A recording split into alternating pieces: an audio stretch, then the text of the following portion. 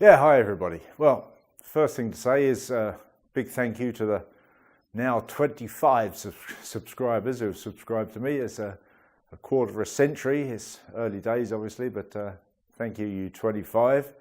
Very kind, and thank you very much for sticking with me through the early videos where I know the audio was pretty shocking. Hopefully the audio is on the mend. It's improving. You can hear me now, so yeah. One more time, big thank you to the 25 who've stuck with me this far. If you're new, then there's a subscribe button somewhere underneath this, isn't there? If you'd be so kind as to click on it, that would please me greatly. Thank you. Well, I wanted to start off today by answering a few of your questions. A couple of people have written in, either below these videos or to my website, which is svtapatya.com. Comments, so a couple of questions to answer. Firstly, Annie asked me why I don't fiberglass the panels before I put the battens around the edges, because as she quite rightly says, it would be a lot easier to glass the panels first and then put the battens on afterwards. As she said, there'd be no fiddly corners or tricky corners, I think she called them. She's quite right, of course. The reason is quite simple from my thinking, is that I'm trying to minimize my use of epoxy. If I glue the battens around the patterns first, if I glue the battens around the panels first, I can use a wood glue.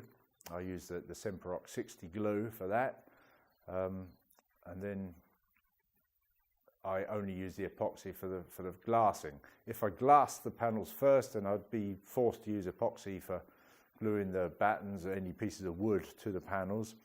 I mean, I'd be forever mixing up epoxy, which takes time. The Semperox is straight out of the tub. It's simple to use. But also, although the epoxy manufacturers tell you that it's absolutely harmless, I think if you read around, a lot of epoxy users are not convinced that it's that harmless. You can certainly build up an allergy to it, a sensitivity to it. I think I might have a bit of that, which is why I try to use it as little as possible. And when I do use it, I wear a mask and gloves. And so if I were using epoxy for every piece of wood that I stuck on, I'd be forever mixing up, forever putting on a mask and gloves. And it's not particularly comfortable in all that kit. So with the Semperox, I can use it straight out of the tub, no protective clothing or equipment needed. So that's why I do it. And it's much faster as well, simpler. I don't think the Semperox is any cheaper. No, it's not cheaper than epoxy. It's possible that epoxy is actually cheaper, but certainly easier to use. So that's the answer there.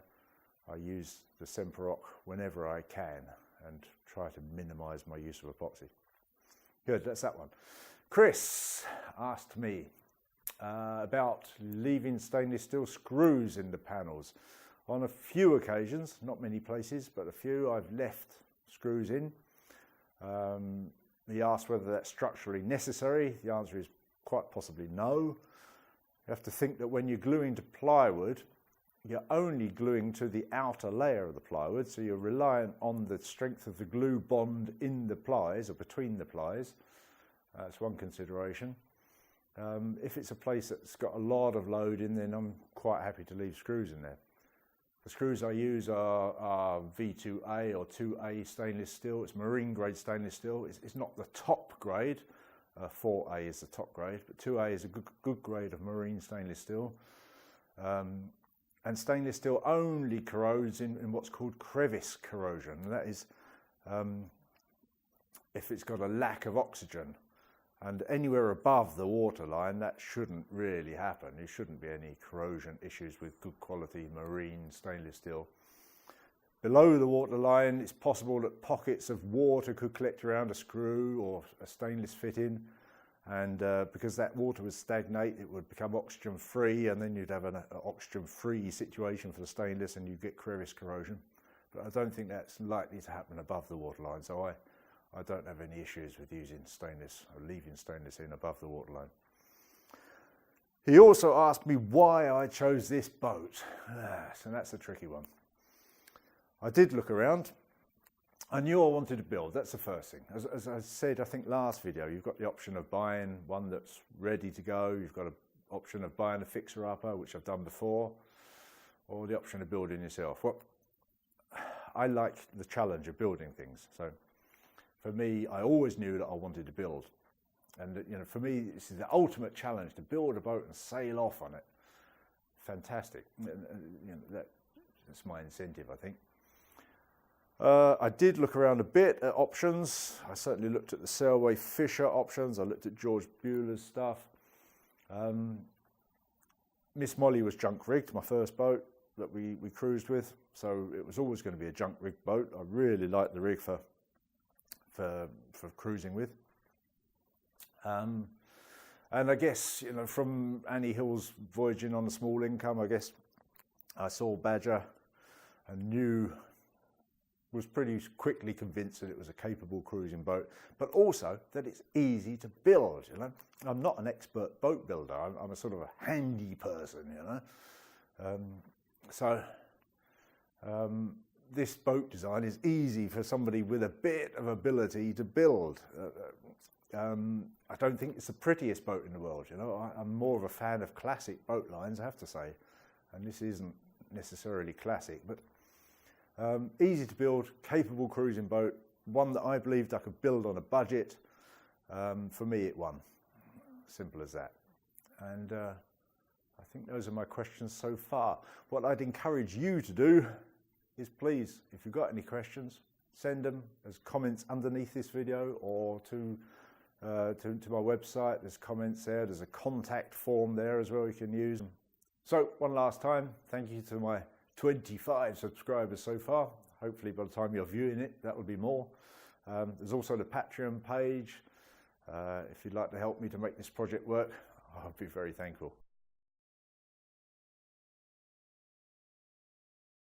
I've glassed and epoxied. This is the aft side still, so I've glassed and epoxied that. We've got the 2-ounce cloth on the inside bits, 6-ounce cloth on what will be outside. In fact, most of this outside will be covered, but I've done it with the 6-ounce cloth anyhow. Just remains to trim this up a bit. Just trim's easy enough when the epoxy's dry. So let's run around it with the knife, you know, and trim it up. See how that goes. And I should just run the sander around there afterwards to just tidy it all up nicely, but that's pretty much how that works. So there we go. Just chuck that in the bin. Yeah, so I shall run that round there. Then Kerry and I are going to turn it over, and I shall sand up all the woodwork on the other side first, and then glass and epoxy that. Hopefully I can get that done today. Time to get on. Well, it's a cold day. It's snowing outside again.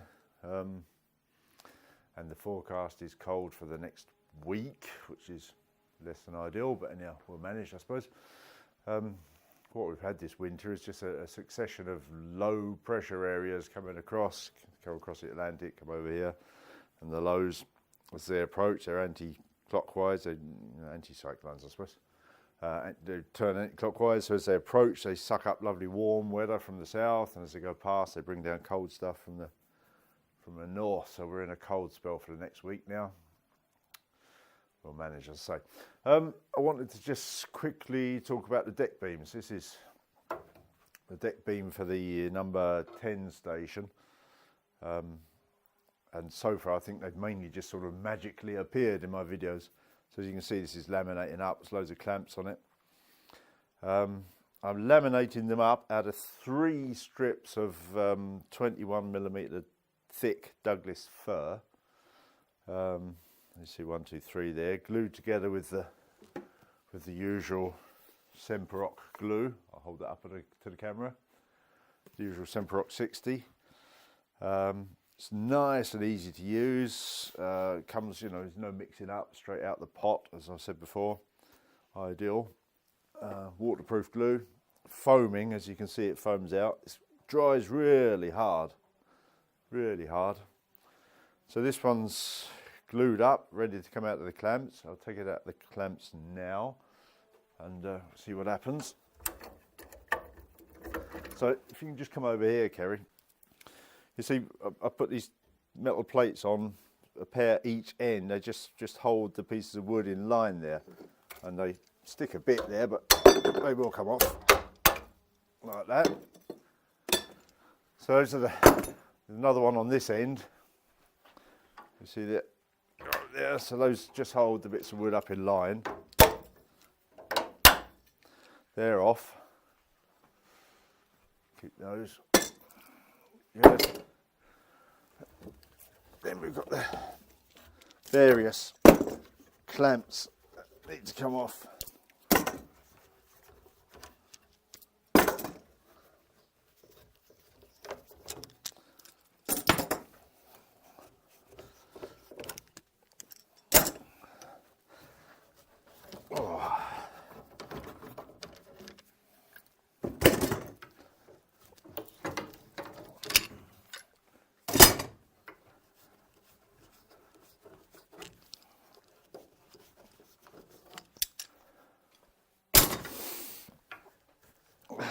Oh, that's a tight one.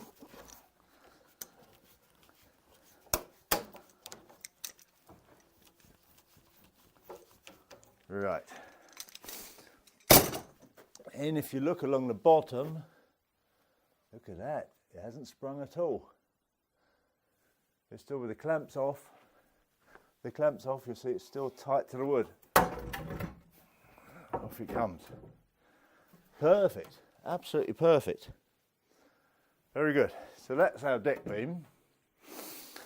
If you just step back a bit again. And what it needs now, I'll run the planer over each side to clean the glue off. And that'll be finished. This template, I'll show you this. You get the dimensions on the plans for this. So it's just a bit of Doug fir cut to the shape of the deck beam. I say dimensions on the plan, so you just mark it out, draw the line, cut it to shape, and then you can use it, plays two purposes, two roles. You can use it for lofting, for drawing the lines, and use it for the template for laminating the beams. That's how they go. So we'll cut now. I shall plane that up, and then we'll go next door and I'll show you the station 9 that's finished. It's in the finished stack. We'll show you one side, we'll lift it out, show you the other side. And then it'll be time to loft the station 10, and I should get that built today, I hope. So, ready to plane it up. I've got the trusty Skill electric planer. Got my deck beam in the vise. This will be a bit loud. Let's give it a go. See how it comes out.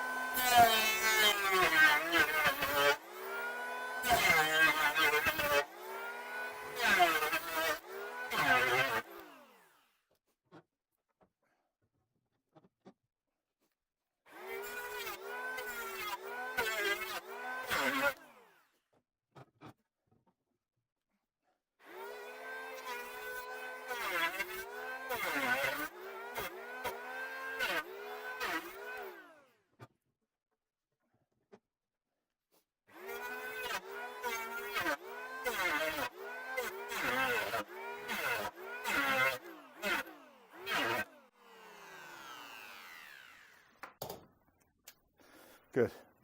So that's a finish that we can work with. Once that's had the sander on it, it'll be beautiful. The bottom sides, we will do what my mate George used to call break the corners. Just hold the planer at 45 degrees.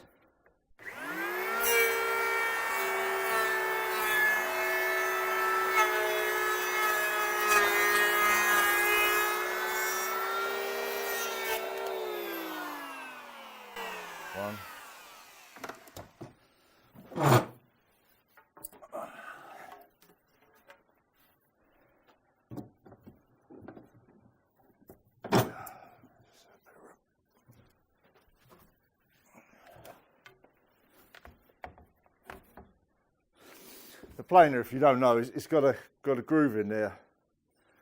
So you just sit that on the corner of the wood, run it along.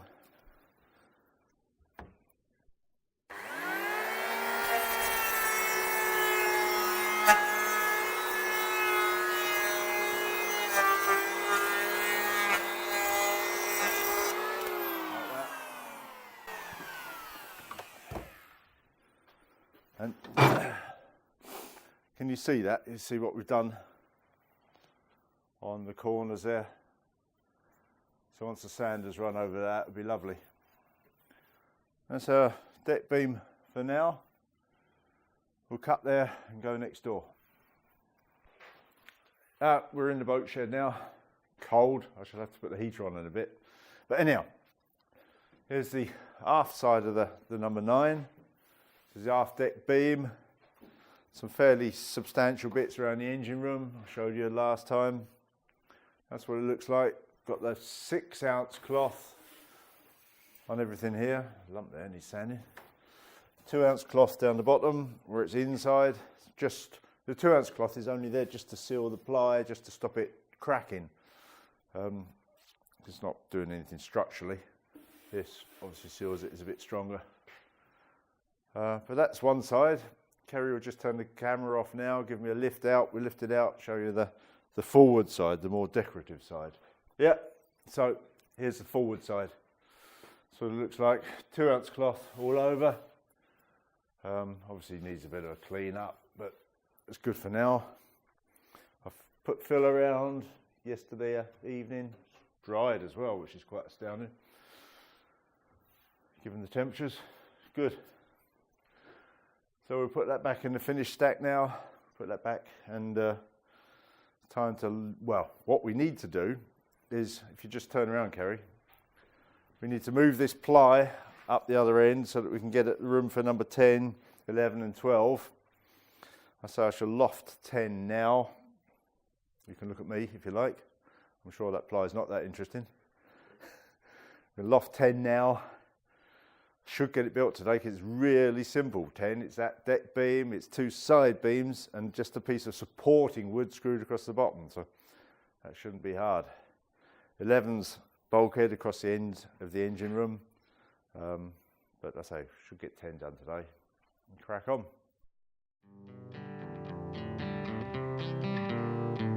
Riches in the sunset, standing at the sea. Tell me where you're going so decisively. What's your destination? Tell me where you're bound. We can move together where adventures abound. Running free before the